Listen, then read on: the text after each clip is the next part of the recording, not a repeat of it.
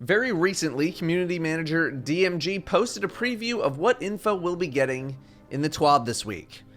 One of those notes included, quote, "Gunsmith updates, spend your gunsmith materials," end quote, which many people, self-included, are implying to mean that gunsmith materials will be removed from the game with Witch Queen or sometime down the road.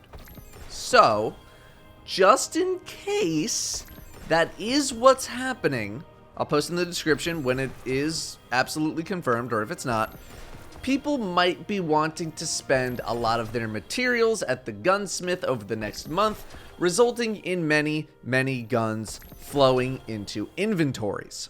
So, hypothetically, if you had to spend in between, I don't know, like 774 and 109,048 gunsmith materials within the next month, you might be wondering if any of said weapons are worth anything at all. And the answer is yes, but it's going to take a lot of digging in order to find that PvE gold, with a slight emphasis on Master and GM Nightfall content. If you are watching this in the future, I'm guessing that this video is only going to be relevant until February 21st, 2022, so if it is past that day, I don't really know how relevant this video is anymore. The gunsmith has over 50 weapons that he can drop when you turn in gunsmith materials. I am not going to cover 50 guns. I'm going to cover what I believe to be guns that are much more noteworthy than others. I realize most of the guns here can get good rolls in some way or another, but I don't want to do a write-up on 50 guns, and you guys don't want to watch an analysis of 50 guns, nor do I want to waste your time with guns that nobody cares about. I will list more weapon rolls in the description if there are any requests. Let's start with primary weapons. Primary weapons of note from the gunsmith include Nightwatch, Whispering Slab, Eternal Blazon, Contingency Plan, Gnawing Hunger, Stochastic Variable, Last Perdition, Legal Action 2, Scathelocke, Dire Promise, and Annual Skate. Nightwatch is notable because it can roll with some very good perks and is a popular choice for GM Nightfalls when Anti-Barrier Scout is around, which will be next season. If you don't already have the one that you get from doing the New Light campaign, then getting a good one is not too hard, minus the whole 1 in 50 chance of getting one to drop. The first column has Outlaw, Rapid Hit, or Subsistence, with the second having Explosive Payload, Rampage, and Multi-Kill Clip. I personally stay away from Multi-Kill Clip for GM purposes. Whispering Slab is notable because there's only 2 other kinetic bows. One of them is a raid drop, and the other is a Europa drop, making this an easy way to get a kinetic bow. Archer's Tempo is a solid option in the first column, with Vorpal being good for GM purposes, and Demo and Swash being good for most other things. Eternal Blazon is notable because it's one of 2 ARC scout rifles in the entire game, the other one being Contingency Plan. Rapid Hit is a great first column option, followed by Kill Clip or One for All, with One for All I think being better for more difficult content. Contingency Plan is a 260 RPM scout, which tends to be a bit more appreciated in the community, and it can get good rolls too. Outlaw or Subsistence in the first column, Frenzy, Kill Clip, and One for All in the second column, definitely worth watching out for. Gnawing Hunger is notable because despite there being 3 Void auto rifles in the game, the other 2 come from Last Wish and Garden, and also, they're not really that good. Gnawing Hunger can get some decent rolls, but the main one I would be looking for is Subsistence and Rampage. Second column can also get Swashbuckler, Kill Clip, Multi-Kill Clip, and Demo. Literally only good perks, but I would not pair either Kill Clip perk with Subsistence. Stochastic Variable is notable because if I didn't include it in this list, people will post things like, "Why didn't you include the Recluse roll of the Stochastic Variable?" in the comments, and I just really don't want to deal with that. Feeding Frenzy and Multi-Kill Clip is said roll, the only roll that I would ever consider on this weapon. People think this roll makes the weapon kind of feel like the Recluse due to similar archetype and potential perks, Multi-Kill Clip getting that huge damage boost at ×3, although this is never going to be a full replacement for the Recluse. I personally don't care that much about this gun or this roll, but, you know, it's there if you get it, I suppose.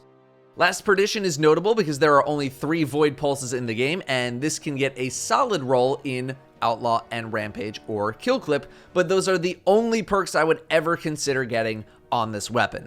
Legal Action 2 got a little attention this season for, I believe, PvP purposes, but you can still get something like Feeding Frenzy, or Feeding Frenzy Rampage, or even Feeding Frenzy Adrenaline Junkie. Scathelocke is an auto rifle that can roll with Subsistence Rampage. That's basically the only role I'm considering on this gun. Maybe Adrenaline Junkie, but probably not for me personally. Dire Promise, historically a good hand cannon for PvP, not really a PvE weapon. That's it. Perks are very weak for PvE, stick to opening shot and rangefinder for PvP purposes. Finally, Annual Skate got some attention for PvP as well. If you wanted a PvE version, I'd say something like, oh god, triple tap, timed payload? If you want to do some stuff with that, but I just skip it for PvE. Honorary mention goes to any gun that can proc Warmind cells. Ikelos SMG and shotgun, which I know is not a primary, 7 Seraph carbine, SMG, and sidearm. I will never use these guns outside of Warmind cell usage, with maybe an exception for the Ikelos SMG. The 7 Seraph guns aren't really that important otherwise, and that does go for the machine gun as well, although it isn't terrible. Moving to special weapons, guns of note are the Ikelos Sniper, Distant Tumulus, First In Last Out, Truthteller, Cartesian Coordinate, and Main Ingredient. The Ikelos Sniper is notable because it can get a good boss damage style roll with a magazine perk, triple tap, and high impact reserves.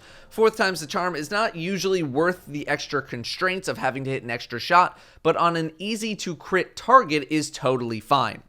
Distant Tumulus has the same idea, with the only role that I would consider being a mag perk, clown cartridge, and firing line.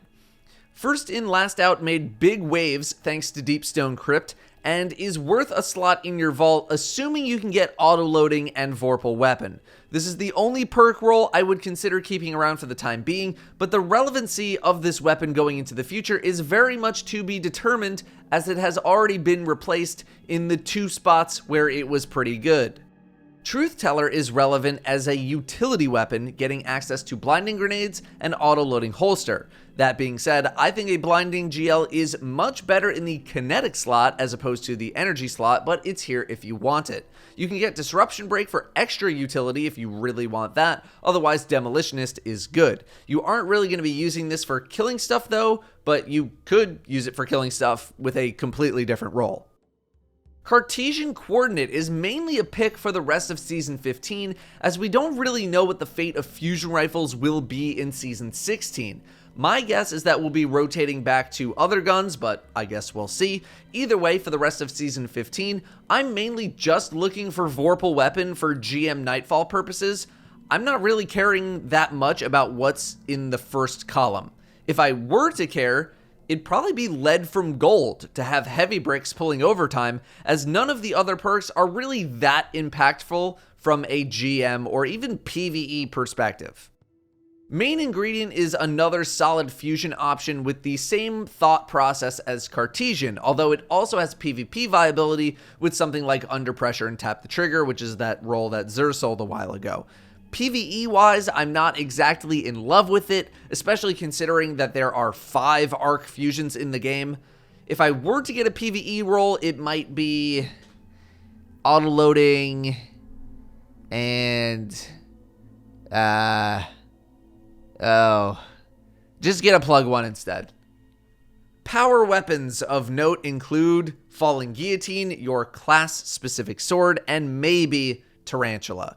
Falling Guillotine is the gold standard when it comes to swords. It's pretty much always a solid option, no matter what else is out there. Relentless Strikes and Whirlwind Blade are pretty easy perks to recommend, even with Whirlwind's recent nerf.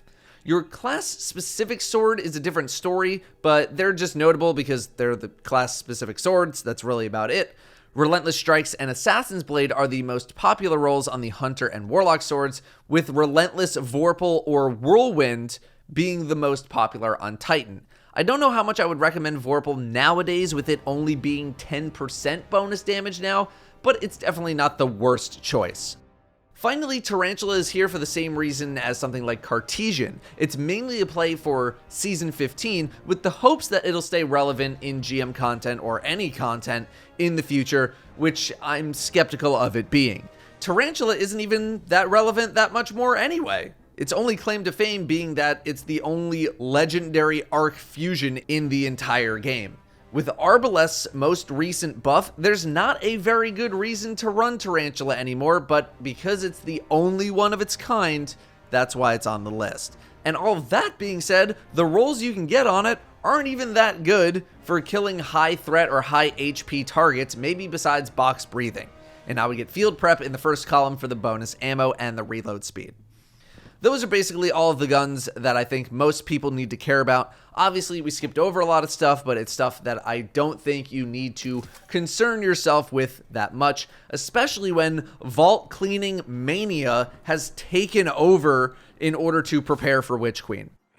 Also remember that at the end of the day, if you don't pick up any of these guns, it's not going to be that big of a deal, as we're going to have new things to chase in the Witch Queen. But if you're looking to bulk up, just in case, this is the stuff that I think you should be looking for. If you have any gun rolls that you think are important, drop them in the comments. Thank you very much for watching. I will see you next time.